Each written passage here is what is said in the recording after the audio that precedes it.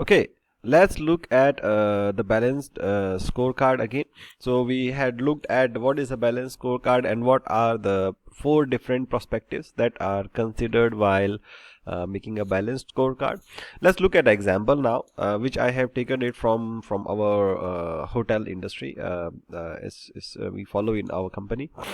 So here you will see these are the different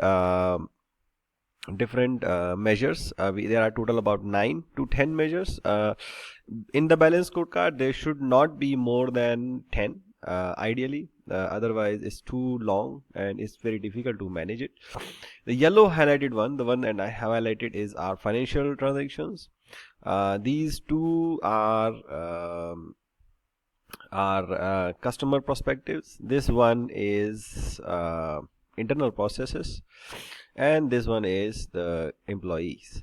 Now there can be more than this. I mean, this is just only an example on what to just to clarify the concepts. Now here we look at it. Now we have in a hotel industry we define that out different profit centers uh, as rooms department, F&B department, other revenue departments, and then there are certain expenses which needs to be controlled in hospitality.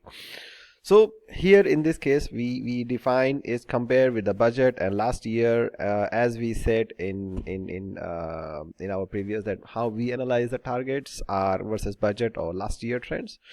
So here it says if your room revenue is more than the budget, means the target, you get 5 points. If it's more than last year, you get 3 points. If it's lower than last year, you don't get any point. So this is a matrix. We follow a SMART method. What is a SMART is the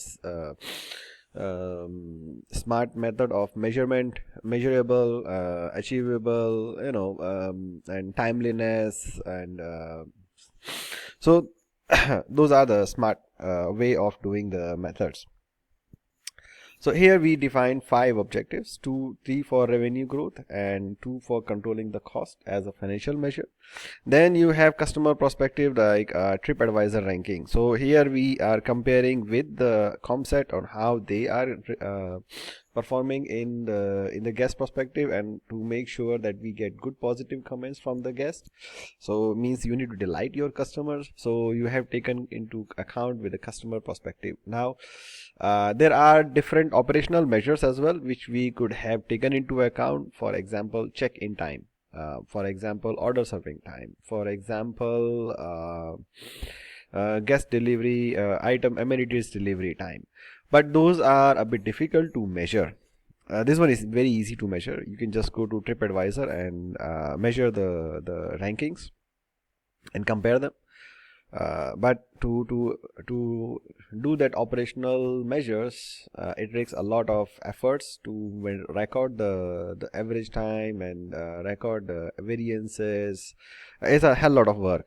So while deciding the matrices, or while deciding the KPIs, while deciding the balance scorecard items, we need to be careful on measurability, how we can measure them, or is there any cost and benefit analysis of what we are trying to achieve, and how it is going to be maintained. Here you see internal process, means the property maintenance, because in hospitality the most important part is that the service should be very good. Here is we covering the service, and property, the maintenance and the amenities should be perfect, the facilities should be perfect. So here we cover the maintenance part. So if the maintenance is good, means the property, amenities and facilities are working very well. Now the last part is employees.